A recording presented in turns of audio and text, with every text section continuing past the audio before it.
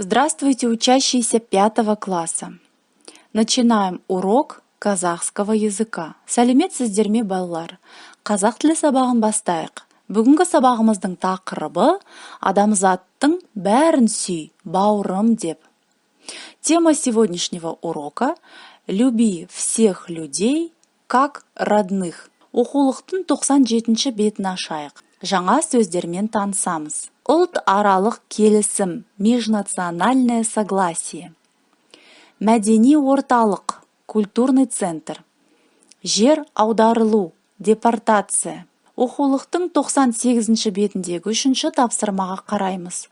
98-я страница, 3-е задание. Мәтінді тыңда, прослушай текст. Түсініп оқы. Внимательно прочитай. Тақырып қой. Поставь заголовок. Түсінгеніңді баянда. Расскажи, что ты понял из этого текста. Слушаем текст. Қазақстан Республикасындағы барлық ұлт бір-бірімен ынтымақтастықта өмір сүріп келеді.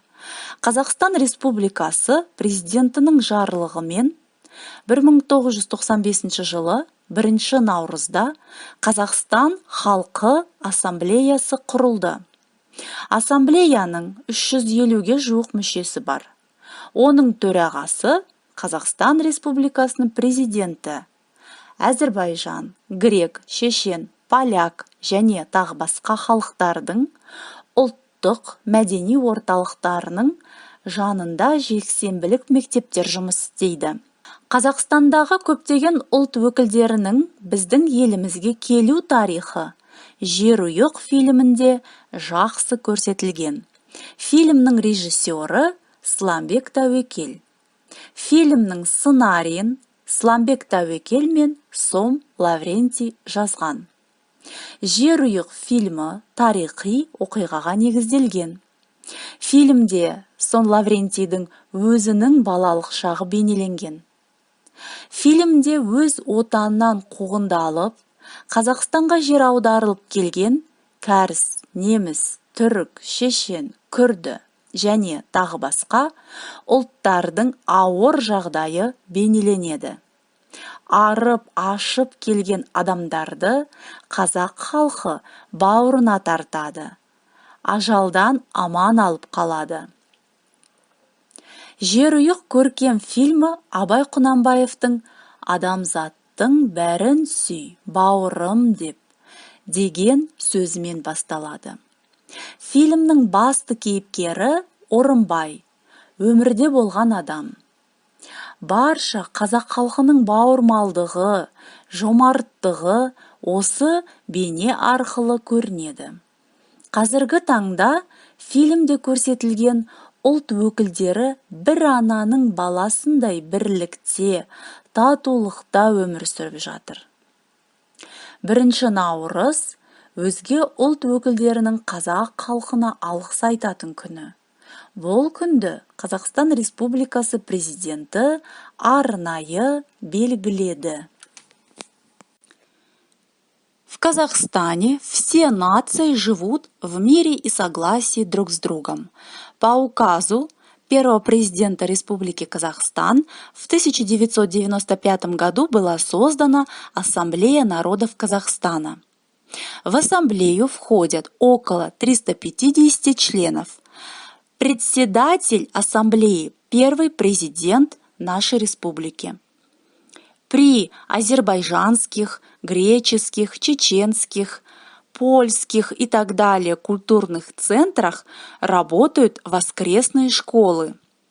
История переселения разных народов в Казахстан хорошо показана в художественном фильме «Жерұйық».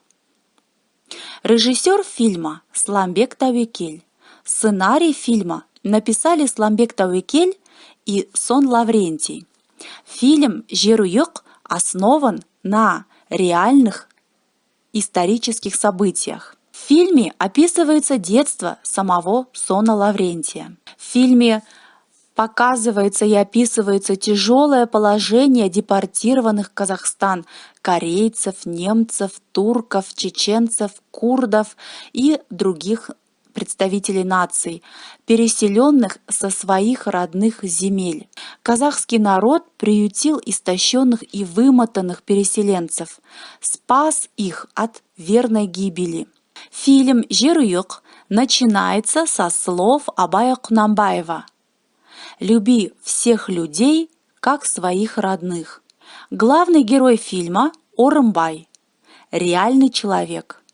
Этим персонажам показали доброту и отзывчивость, щедрость всего казахского народа. В данное время все персонажи, показанные в фильме, живут дружно и ладно, как дети одной матери. 1 марта – день выражения благодарности других национальностей казахскому народу. Эту дату установил первый президент Казахстана Нурсултан Абишевич Назарбаев. Ал енді 97-ші бетті ашып, екінші тапсырманы қараймыз. 97-я страница, второе задание. Қазақстанда халықтар достығына арналған қандай жаңа фильмдер шығарылды? Сызбаға жаз, қысқаша түрде баяндап бер. Заполните диаграмму. Нужно написать в диаграмму название новых казахстанских фильмов о дружбе народов.